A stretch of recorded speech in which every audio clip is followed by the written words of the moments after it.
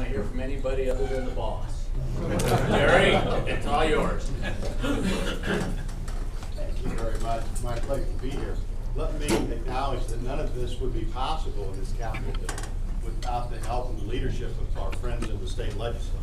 And Senator Sullivan is a spokesman for this area, very respected voice in Springfield, someone who has provided a lot of leadership in this area and others in the appropriation process as well. And without him, I think that we probably wouldn't be here today to talk about a capital bill. And so it's certainly something that I want to acknowledge his leadership in Springfield. And Rich Myers, your representative, is a spokesman for higher education. He's very dedicated to the area as well. I came from the Illinois House of Representatives. I worked with him in the appropriations side. He's a tireless worker for this region as well. And so you've got a great team in the state capitol in Springfield. And it's something that not every district has. And they work together, even though they're of different parties, because I think they recognize that here in downstate Illinois, we've had enough challenges trying to get things done. And if we start fighting amongst ourselves over regions or parties or whatever, we're never going to get anything accomplished. So we try to work together. Whether you live in Champaign or Macomb or Springfield or Carbondale, as downstaters, we try to work together to get something done. So we had a pretty good year with the capital bill, and so and we got a state budget now. And I think the governor signed it yesterday, and so and it's going to be a challenging budget. It's going to have a lot of difficult decisions to be made, but we'll do the best we can. When Governor Quinn appointed me to this position back in the 1st of March, we were already in the process at IDOT of putting together the stimulus package. And we're also very proud of what we were able to accomplish. For a long time, we led the nation in the number of projects that have been approved. We heard some grumbling from the other states, the other 49 states, that, well, with President Obama and Secretary LaHood, there must be some favoritism going on with Illinois for them to have all these projects moving along. But it really was because of the great team that we have out of the Department of Transportation, the men and women that work very hard, very tirelessly in this region and the rest of the regions to put that thing together. So let me acknowledge that we did a lot of good work with stimulus, but we did it and got it done because we have a really dedicated group of people at IDOT. And those folks, some of those folks are here. And let me thank you for all the good work that you folks have done.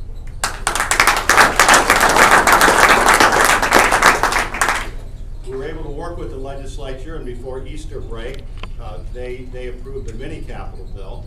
And essentially what that means is that we wanted to improve the existing road structure.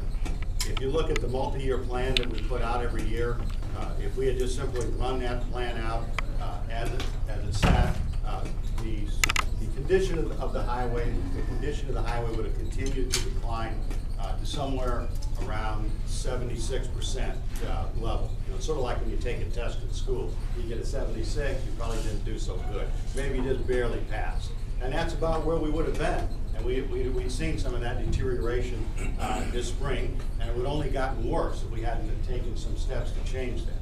So the legislature worked with us. We were able to pass what we call a mini capital bill, or a jump start, where we said, let's just look at the existing transportation network, the road network.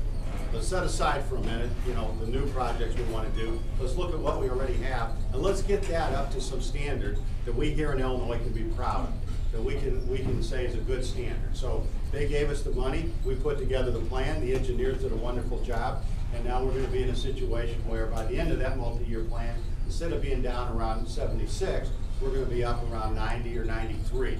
And we think that, that's maybe an A or an A minus, and that's something that, we all can be proud of. So the legislature gave us that chance. Again, I thank them for that. I thank the engineers for doing the job that they did to get it all put together. And so we had a success, and that was the first time in a long time that we've passed any kind of capital bill in the state of Illinois. You actually have to go back to Governor Ryan when you get the last capital program passed. So then as we went forward, we worked with the legislature to try to pass a bigger capital bill. One that not only looked at roads and bridges and new roads and new bridges and new needs and new lanes in the state of Illinois, but was even broader. It talked about school construction.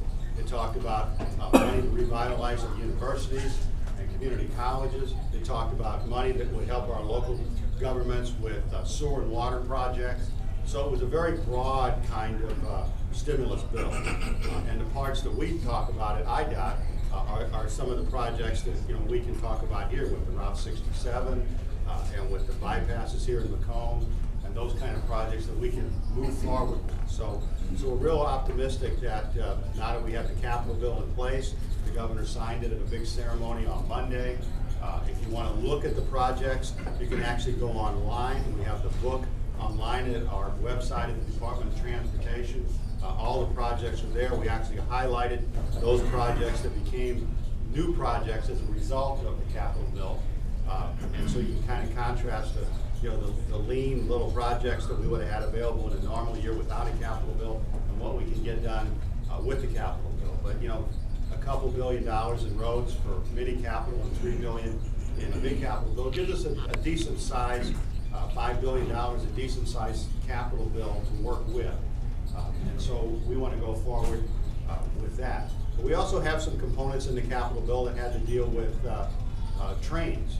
Part of what we're doing has to do with Amtrak, and we're very fortunate to have someone out here from this region that knows a little bit about Amtrak. So once in a while he consults with me and I with he. But we're trying to upgrade the transportation network on rails as well. And so we want to get the Springfield to Quincy area up to snuff. And we know that there's some things we have to get done in order for that to happen. And so we put in an application for the stimulus package out in Washington under the high-speed rail application.